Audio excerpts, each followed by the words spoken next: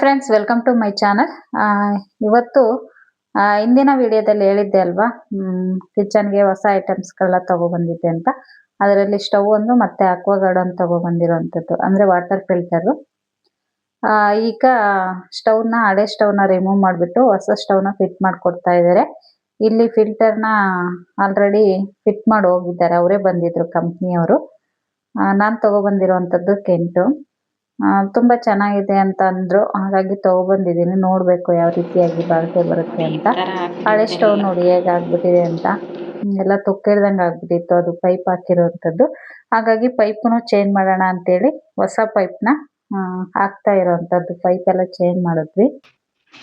ಏನು ಹುಡುಕ್ತಾ ಇರೋದು? ಟೇಪಾ? ಬ್ಲೂನೇ ಹಾಕಿ, ಅದಕ್ಕೇನಾಗುತ್ತೆ? ಏನಾಗುತ್ತೆ ಅದಕ್ಕೆ? ಹೊಸ ಗ್ಯಾಸ್ ಇಲ್ಲಿತ್ತೆ ಪಪ್ಪ. ಈ ಗ್ಯಾಸ್ ಒಂಚೂರು ದಪ್ಪ, ಈ ಗ್ಯಾಸ್ ಒಂಚೂರು ಸಣ್ಣ ತಾನೆ. ಹೈಟ್ ಜಾಸ್ತಿ ಅದು. ನೋಡ್ರಿ ಎಷ್ಟು ಹೈಟ್ ಐತೆ. ತಡಿ, ಇದಿಟ್ಟ ಮೇಲೆ ಇಡ್ರಾನ.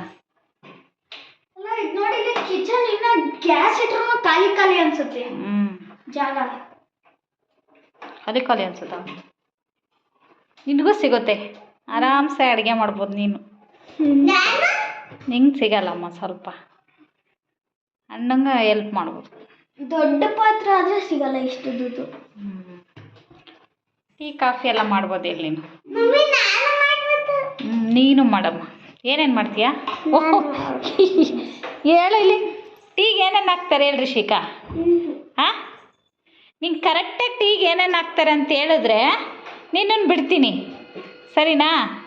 ನೀನು ಹೇಳ, ಹೆಂಗೆ ಮಾಡ್ತಾರೆ ಟೀ? ಫಸ್ಟ್ ಹಾಲು ಹಾಕ್ಬೇಕು. ನನಗೆ ಕಷ್ಟ. ಆಮೇಲೆ ಸಕ್ಕರೆ ಹಾಕ್ಬೇಕು. ಶುಂಠಿ ತಲೆನೋವಿದ್ರೆ ಶುಂಠಿ ಹಾಕ್ಬೇಕು ಒಂದು ಅರ್ಧ. ಆಮೇಲೆ ಟೀ ಆದ್ರೆ ಟೀ ಪುಡಿ ಹಾಕ್ಬೇಕು. ಹಾಲು ಕಾಸ್ಬೇಕಾದ್ರೆ ಹಾಲು ಟೀ ಪುಡಿ ಹಾಕ್ಬೇಕು. ಕಾಫಿ ಪುಡಿ ಆದ್ರೆ ಹಾಲೆಲ್ಲ ಆದ್ಮೇಲೆ ಲೋಟಕ್ಕೆ ಹಾಕ್ಬಿಟ್ಟು ಹಾಲು ಮಿಕ್ಸ್ ಮಾಡೋದು. ಆಮೇಲೆ ಕುದಿಸ್ಬೇಕು ಉಪ್ಪು ಬರೋ ತನಕ. ಉಪ್ಪು ಬಂದ್ಮೇಲೆ ಸಣ್ಣ ಮಾಡಿ ಒಂದು ಹಸಿ ಸ್ಮೆಲ್ಲೆಲ್ಲ ಹೋಗ್ಬೇಕು ಹಾಲ್ದು. ಅಲ್ಲಿ ತನಕ ಕುದಿಸ್ಕೋಬೇಕು ಒಂದೆರಡು ನಿಮಿಷ. ಕುದಿಸ್ಕೊಂಡಾದ್ಮೇಲೆ ಸೋಸೋದು. ಅಷ್ಟೇನಾ? ಏನ್ರಲ್ಲಿ ಸೋಸ್ತೀಯಾ? ಮುಂಚೆನೆ ಕಾಫಿ ಪುಡಿ ಕಟ್ ಮಾಡಿ ಹಾಕ್ಬಿಡ್ತೀಯಾ? ಇಲ್ಲ, ಮತ್ತೆ ಹಾಲು ಕುದ್ಮೇಲೆ ಕಾಫಿ ಟೀ ಪರವಾಗಿಲ್ಲ ಮಾಡ್ತೀಯಾ? ನಾಳೆ ಮಾಡ್ಕೊಡು ಆಯ್ತಾ? ಅದೇನು ನುಲ್ಕೊಂಡು ಹೇಳ್ತಾ ಇದೀಯಾ? ಸೈಲೆಂಟಾಗಿ ಹೇಳು. ಹೆಣ್ಮಕ್ಳ ಥರ ನಾಚಿಕೆ ಪಟ್ಕೊಂಡು ಹೇಳ್ತಾ ಇದೀಯಾ? ಇನ್ನು ಸ್ಟವ್ ಎಲ್ಲ ಫಿಟ್ ಮಾಡಿದ್ದಾಯ್ತು. ಹಳೆ ಸ್ಟವ್ನೆಲ್ಲ ರಿಮೂವ್ ಮಾಡಿ ಹೊಸದು ಹಾಕೋದು ಅಲ್ವಾ. ಹಳೇದನ್ನ ರಿಮೂವ್ ಮಾಡಿದ್ಮೇಲೆ ಒಂಥರ ಬೇಜಾರ. ಈ ಸ್ಟವ್ ನೋಡಿದ್ರೆ ಒಂದು ಸ್ವಲ್ಪ ಖುಷಿ ಆಗ್ತಾ ಇತ್ತು, ಬಟ್ ಅದನ್ನ ನೋಡಿ ಒಂಥರ ಫೀಲ್ ಆಗ್ತಾ ಇತ್ತು. ಏನಕ್ಕೆ ಅಂತಂದ್ರೆ ಇಷ್ಟು ದಿನ ಯೂಸ್ ಮಾಡಿರ್ತೀವಲ್ವಾ, ಈಗ ಸಡನ್ ಆಗಿ ಅದನ್ನ ಮೂಲೆ ಗುಂಪು ಮಾಡಬೇಕು ಅಂದ್ರೆ ಒಂಥರ ಫೀಲ್ ಅನ್ಸುತ್ತಲ್ವಾ. ಯಾವುದೇ ವಸ್ತು ಜೊತೆ ಆಗಲಿ ಅಟ್ಯಾಚ್ಮೆಂಟ್ ಬೆಳೆದ್ಬಿಟ್ಟಿರುತ್ತೆ. ಮತ್ತೆ ಅದನ್ನೆಲ್ಲ ತೆಗ್ದಿಡ್ಬೇಕು ಅಂದ್ರೆ ಇಷ್ಟು ವರ್ಷ ಮಾಡಿದೀವಲ್ಲ, ಅದು ಎಲ್ಲಿ ಫೀಲ್ ಆಗ್ಬಿಟ್ಟು ಹೊಸದ್ ಬಂದ ತಕ್ಷಣ ನನ್ನನ್ನು ತೆಗೆದ್ಬಿಟ್ರಲ್ಲ ಅಂತ ಅದೆಲ್ಲಿ ಬೇಜಾರು ಮಾಡ್ಕೊಳ್ತಿರುತ್ತೋ ಅಂತ ನನ್ನ ಮನಸ್ಸಿಗೆ ಅನ್ನಿಸ್ತಾ ಇರುತ್ತೆ. ಒಂದು ಪಾತ್ರೆ ಇರ್ಬೋದು, ಏನೇ ಒಂದು ವಸ್ತು ಆದ್ರೂ ಅಷ್ಟೇ, ಅದೇ ತರ ಥಿಂಕ್ ಮಾಡ್ತಾ ಇರ್ತೀನಿ. ಸಣ್ಣ ಹುಡುಗಿ ಇದ್ದನೂ ಅಷ್ಟೇ ನಾನು.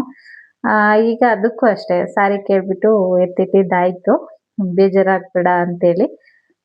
ಇನ್ನು ಅದನ್ನ ಪರವಾಗಿಲ್ಲ, ಯೂಸ್ ಮಾಡಕ್ ಬರಲ್ಲ ಅಂತೇನಿಲ್ಲ, ಬರುತ್ತೆ. ಹಾಗಾಗಿ ಇನ್ನೂ ಸ್ವಲ್ಪ ದಿನ ಯೂಸ್ ಮಾಡೋಣ ಅಂತೇಳಿ ಅದನ್ನು ಅಷ್ಟೇ ನೀಟಾಗಿ ವಾಶ್ ಮಾಡಿ ಮೇಲೆ ಎತ್ತಿಟ್ಟಿದ್ದೀನಿ. ಅಂದರೆ ಇನ್ನೂ ಸ್ವಲ್ಪ ದಿನ ಅಂತ ಅಂದರೆ ಈಗ ಏನಾದರೂ ಫಂಕ್ಷನ್ ಅದು ಇದು ಇದ್ದಾಗ ಅಥವಾ ಹೊರಗಡೆ ಎಲ್ಲಾದರೂ ಇಟ್ಕೊಂಡು ಮಾಡಬೇಕು ಅಂದಾಗ ಯೂಸ್ ಆಗುತ್ತೆ, ಚೆನ್ನಾಗಿದೆ ಅಂತೇಳಿ ಎತ್ತಿಟ್ಟಿದ್ದೀನಿ. ಇನ್ನು ಅದು ಸ್ವಲ್ಪ ಹೈಟ್ ಇತ್ತಲ್ವಾ, ಹಾಗಾಗಿ ನನಗೆ ಕಷ್ಟ ಅನ್ನಿಸ್ತಿತ್ತು ಒಂದು ಸ್ವಲ್ಪ. ಯಾರಾದರೂ ಈಗ ನಮ್ಮ ಅತ್ತೆ, ನಮ್ಮ ಮಾವ, ಆಂಟಿದಿರೆಲ್ಲರೂ ಒಂದೇ ಸಲ ಬಂದರು ಅಂದರೆ ದೊಡ್ಡ ದೊಡ್ಡ ಪಾತ್ರೆನ ಇಟ್ಟು ಮಾಡಬೇಕಲ್ವಾ. ಅವಾಗ ಅದು ದೊಡ್ಡ ಆಲ್ರೆಡಿ ಸ್ಟವ್ ಹೈಟ್ ಇದೆ, ಅದ್ರ ಮೇಲೆ ಇನ್ನೊಂದು ಸ್ವಲ್ಪ ಹೈಟ್ ಇರೋ ಪಾತ್ರೆ ಇಟ್ಟರೆ ಒಳಗಡೆ ಏನು ಹಾಕಿದ್ದೀನಿ ಅಂತ ಕಾಣಿಸ್ತಾ ಇರಲಿಲ್ಲ. ಹಾಗಾಗಿ ಸ್ಟೂಲ್ ಹಾಕಿ ಸ್ಟೂಲ್ ಮೇಲೆ ನಿಂತ್ಕೊಂಡು ನಾನು ಅಡುಗೆ ಮಾಡಬೇಕಿತ್ತು. ಬಟ್ ಇದೇನು ಹಂಗಿಲ್ಲ, ಕರೆಕ್ಟಾಗಿದೆ. ನನಗೆ ಆರಾಮ್ಸೆ ಕೆಳಗಡೆ ನಿಂತ್ಕೊಂಡ್ರೇ ಪಾತ್ರೆ ಒಳಗಡೆ ಎಲ್ಲ ಏನಿದೆ ಅಂತ ಕಾಣಿಸುತ್ತೆ. ಹಾಗೇನೆ ಮಾಡ್ಬೋದು ಅಂದ್ಕೊಂಡೆ.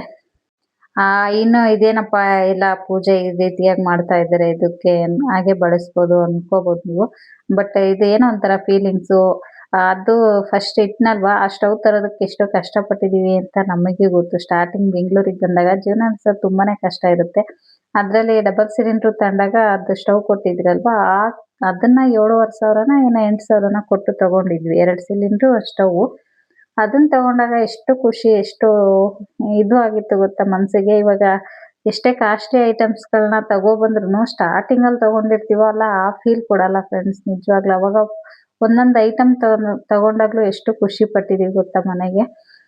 ಇನ್ನ ಯಾವುದೇ ವಸ್ತು ಬಂದ್ರೂ ಅದನ್ನ ಈ ರೀತಿಯಾಗಿ ವೆಲ್ಕಮ್ ಮಾಡೋದು ಖುಷಿ ಒಂಥರ. ಅಂದ್ರೆ ನಮ್ಮ ಮನೆಗೆ ಒಂದು ವಸ್ತು ಸೇರ್ಪಡೆ ಆಯ್ತು ಅಂದ್ರೆ ಅದು ಏನೋ ಒಂಥರ ಅಲ್ವಾ. ಅದರಲ್ಲೂ ಸ್ಟವ್ ಅಂತೂ ಬೇಕೇ ಬೇಕು ಪ್ರತಿಯೊಂದು ಅಡುಗೆನಿಗೂ. ಹಾಗಾಗಿ ಡೈಲಿ ಇನ್ನ ಹೊಸ್ದಾಗೆಲ್ಲ ಪೂಜೆ ಮಾಡ್ತಾನೆ ಇರ್ತೀನಿ. ಬೆಳಗ್ಗೆ ಒಲೆಗೆ ನಮಸ್ಕಾರ ಮಾಡಿಬಿಟ್ಟೆ ನಾನು ಸ್ಟವನ್ನು ಹಚ್ಚೋ ಅಂಥದ್ದು. ಹಾಗಾಗಿ ಫಸ್ಟ್ ಟೈಮ್ ತಂದಿದ್ದೀವಲ್ವ ಪೂಜೆ ಮಾಡೋಣ ಅನ್ನಿಸ್ತು. ಹಾಗಾಗಿ ಅರಿಶಿನ ಕುಂಕುಮ ಹೂವು ಇಟ್ಟು ಎಲೆ ಅಡಿಕೆ ಬಾಳೆಹಣ್ಣು ಇಟ್ಬಿಟ್ಟು ವಾಟರ್ ಫಿಲ್ಟರು ಅದು ಗಂಗೆ ಸಮಾನ ಅಂತೇಳಿ ಅದಕ್ಕೂ ಪೂಜೆ ಮಾಡಿ ಇನ್ನು ಸ್ಟವ್ಗೂ ಪೂಜೆ ಮಾಡಿ ಪೂಜೆ ಎಲ್ಲ ಮುಗಿಸ್ದೆ. ಇನ್ನು ಪೂಜೆ ಎಲ್ಲ ಆದಮೇಲೆ ಏನಾದರೂ ಫಸ್ಟ್ ಟೈಮು ಮಾಡ್ತಾ ಇದ್ದೀನಲ್ವಾ ಸ್ವೀಟೇನೆ ಮಾಡೋಣ ಅಂತೇಳ್ಬಿಟ್ಟು ಪಾಯಸ ಮಾಡೋಣ ಅಂತೇಳಿ ಮಾಡ್ತಾ ಇದ್ದೀನಿ. ಅಂದರೆ ಹಾಲು ಉಕ್ಕಿಸ್ತಾ ಇಲ್ಲ ಇಲ್ಲಿ. ಹಾಲು ಉಕ್ಕಿಸಿದ್ರೆ ಅದೇ ಬೇರೆ ಇದು. ಹಾಲೇನು ಉಕ್ಕಿಸ್ತಾ ಇಲ್ಲ. ಫಸ್ಟ್ ಟೈಮು ಹೊಸ ಸ್ಟವ್ ಯೂಸ್ ಮಾಡ್ತಾ ಇದ್ದೀನಲ್ಲ ನೆನಪಿರಬೇಕು ಅಂತೇಳ್ಬಿಟ್ಟು ಖಾರ ಏನು ಬೇಡ ಫಸ್ಟ್ ಟೈಮ್ ಮಾಡ್ತಾ ಇದ್ದೀನಿ ಸ್ವೀಟೇ ಮಾಡೋಣ ಅಂತೇಳಿ ಮಾಡಿರೋವಂಥದ್ದು. ಇನ್ನು ಕೆಂಟ್ಗೂ ಅಷ್ಟೇ ಇದು ವಾಟರ್ ಫಿಲ್ಟರೂ ಅಷ್ಟೇ ಇದಕ್ಕೂ ಸ್ವಲ್ಪ ಅರಿಶಿನ ಹೂವು ಇಟ್ಬಿಟ್ಟು ಅದಕ್ಕೂ ಒಂದು ಬಟ್ಟಿಟ್ಟು ಪೂಜೆನ ಮಾಡಿಕೊಂಡೆ. ಈ ರೀತಿಯಾಗಿ ಯಾವುದೇ ಒಂದು ವಸ್ತು ಬಂದರೂ ಸ್ವಾಗತ ಮಾಡಿದ್ರೆ ಚೆನ್ನಾಗಿರುತ್ತೆ. ಅವಕ್ಕೂ ಒಂಥರ ಖುಷಿ ಕೊಡುತ್ತೆ ಅಂತ ಹೇಳಿ ಇನ್ನು ಹಾಲು ಕಾಯಿಸೋದಕ್ಕೆ ಇಟ್ಟಿದ್ದೀನಿ.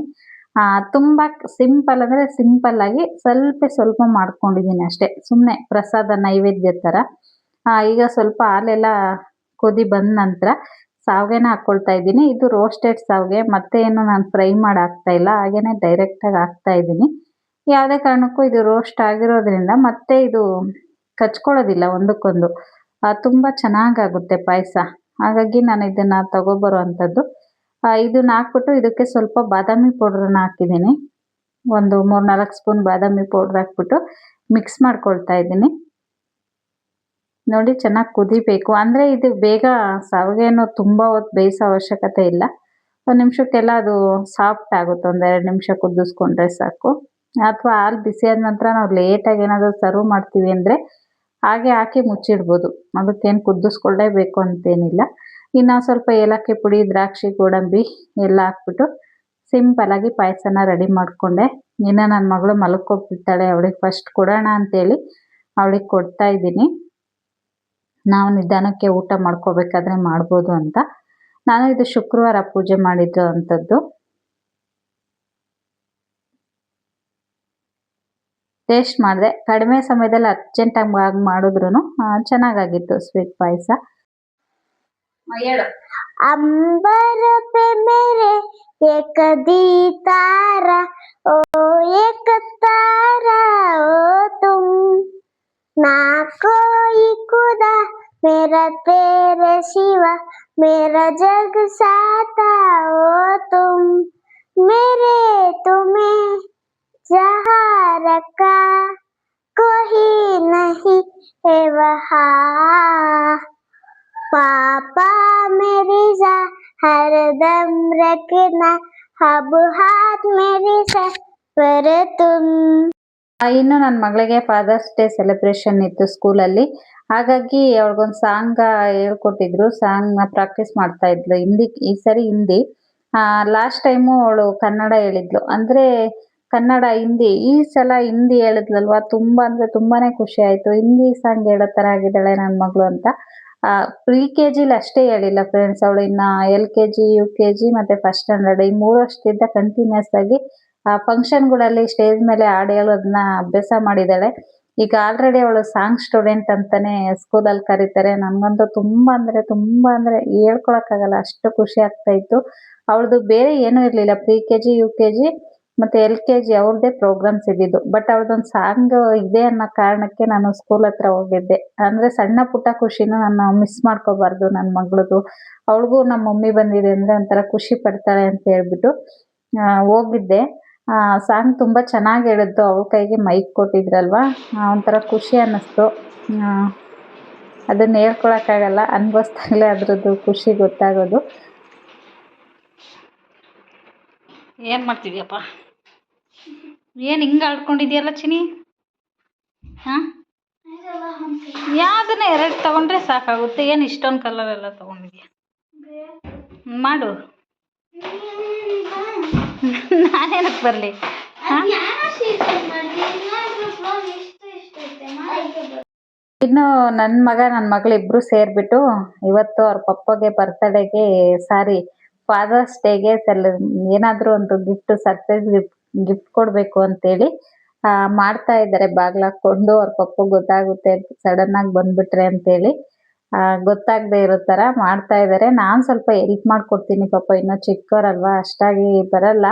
ಆಮೇಲೆ ಏನು ಸ್ವಲ್ಪ ಇದಿರುತ್ತೋ ಅದನ್ನು ಬರ್ಕೊಟ್ರೆ ಅವರೆಲ್ಲ ಕಲರ್ಸ್ ಮಾಡೋದು ಅಥವಾ ಏನಾದರೂ ಬರೆಯೋವಂಥದ್ದು. ನಾನು ಏನೂ ಹೇಳ್ಕೊಟ್ಟಿಲ್ಲ, ಸ್ಪೆಲ್ಲಿಂಗ್ ಸಹ ಹೇಳ್ಕೊಟ್ಟಿಲ್ಲ. ನನ್ನ ಮಗನೇ ಎಲ್ಲ ಬರೆದಿರೋ ಅಂಥದ್ದು. ನಾನು ಮೇಲ್ಗಡೆದು ಇದನ್ನು ಮಾತ್ರ ಮಾಡಿಕೊಟ್ಟೆ ಅಷ್ಟೇ. ಈ ಥರ ಇನ್ನೇನೇನು ಬರೆಯೋದು ಬಿಡೋದು ಎಲ್ಲ ನಿಂಗೆ ಬಿಟ್ಟಿದ್ದಪ್ಪ ಅಂತೇಳಿ ಅವನಿಗೆ ಕೊಟ್ಟೆ. ಈ ರೀತಿಯಾಗಿ ರೆಡಿ ಮಾಡಿಕೊಟ್ಟೆ. ಒಳಗಡೆದೆಲ್ಲ ಅವನೇ ಮಾಡ್ದ, ಅಂಟಾಕೋದು ಗಮ್ ಹಾಕೋದೆಲ್ಲ ಅವನೇ ಮಾಡ್ದ. ನಾನು ಸ್ವಲ್ಪ ಹೇಳ್ಕೊಟ್ಟೆ. ನಾಳೆ ಯಾವ ರೀತಿಯಾಗಿ ಸೆಲೆಬ್ರೇಷನ್ ಮಾಡ್ತಾರೆ ಅಂತ ನೋಡಬೇಕು. ಇನ್ನು ಇದಾಗಿತ್ತು ಫ್ರೆಂಡ್ಸ್ ಇವತ್ತಿನ ವಿಡಿಯೋ. ಈ ವಿಡಿಯೋ ಏನಾದರೂ ನಿಮ್ಗೆ ಇಷ್ಟ ಆಗಿದ್ದರೆ ಪ್ಲೀಸ್ ಲೈಕ್ ಮಾಡಿ, ಕಮೆಂಟ್ ಮಾಡಿ, ಹಾಗೆ ಶೇರ್ ಮಾಡಿ. ಇನ್ನೂ ಯಾರೆಲ್ಲ ನನ್ನ ಚಾನಲ್ನ ಸಬ್ಸ್ಕ್ರೈಬ್ ಮಾಡ್ಕೊಳ್ದೆ ನೋಡ್ತಾ ಇದ್ದೀರಾ, ಪ್ಲೀಸ್ ಸಬ್ಸ್ಕ್ರೈಬ್ ಮಾಡ್ಕೊಂಡು ನೋಡಿ ಫ್ರೆಂಡ್ಸ್, ಹಾಗೆ ಸಪೋರ್ಟ್ ಮಾಡಿ ಅಂತ ಹೇಳ್ತಾ ಈ ವಿಡಿಯೋನ ಇಲ್ಲಿಗೆ ಎಂಡ್ ಮಾಡ್ತಾ ಇದ್ದೀನಿ. ಮತ್ತೆ ಸಿಗ್ತೀನಿ ನೆಕ್ಸ್ಟ್ ವಿಡಿಯೋದಲ್ಲಿ. ಅಲ್ಲಿ ತನಕ ವಿಡಿಯೋ ನೋಡಿದ ನಿಮ್ಮೆಲ್ಲರಿಗೂ ಧನ್ಯವಾದಗಳು.